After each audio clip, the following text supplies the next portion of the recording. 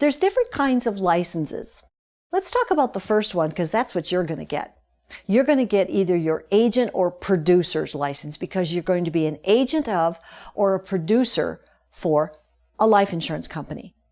As an agent or producer, you represent the insurance company, not the clients. You're a representative of the insurance company.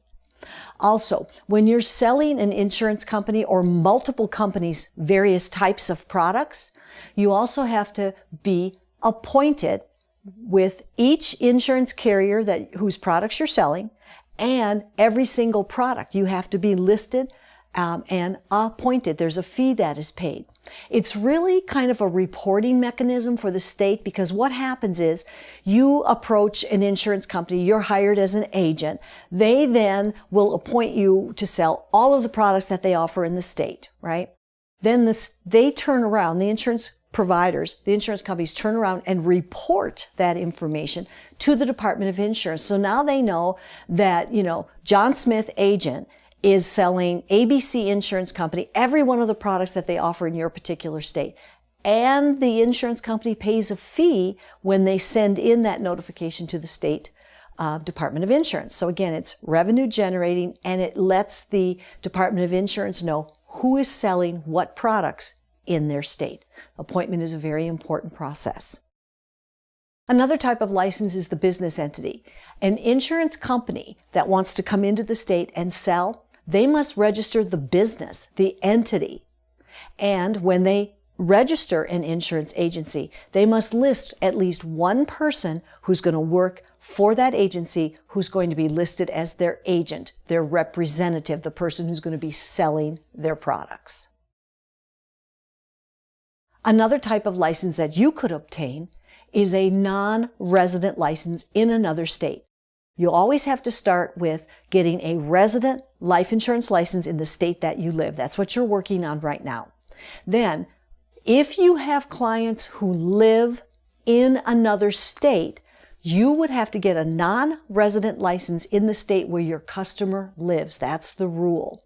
So, where I happen to live, I'm 15 miles from a state border. So we have a lot of crossover. Some people live in the state I'm in and work in the other state and vice versa. Happens in a lot of areas. So if that's the case, if you've got clients who are, coming to you for business, but they live in another state, you will apply for a non-resident license in their state. First thing you have to do when you apply is provide proof that you have a valid resident license. So you send them a copy of it.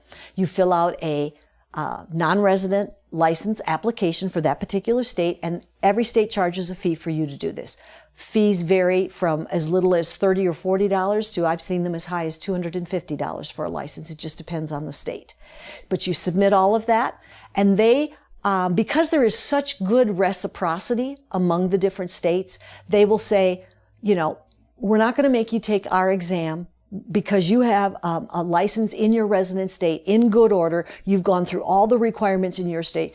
We're going to say you're meeting our requirements as well. So that's great. You don't have to go through additional exams. Now, a couple of states, though, may have a special requirement. They might want you to have a little bit more education in annuities, for example, or maybe long-term care.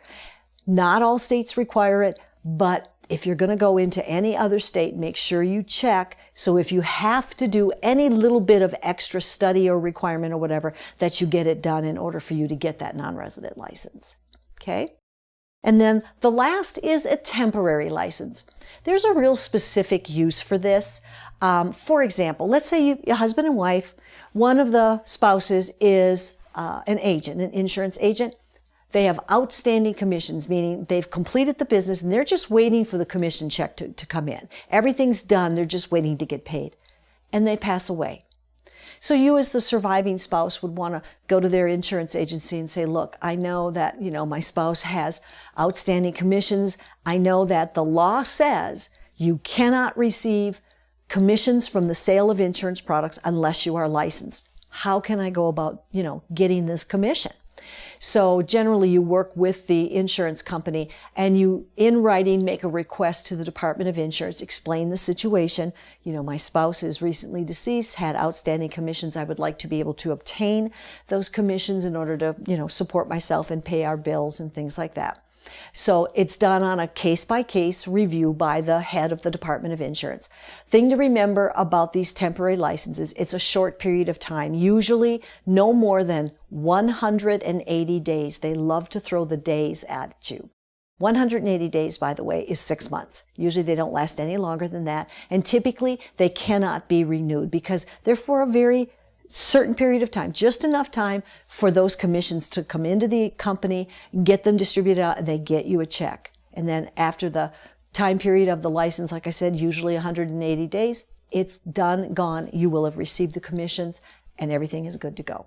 You have to have a license to be paid commission. That's why you would want to get, in the circumstance I just described, that temporary license.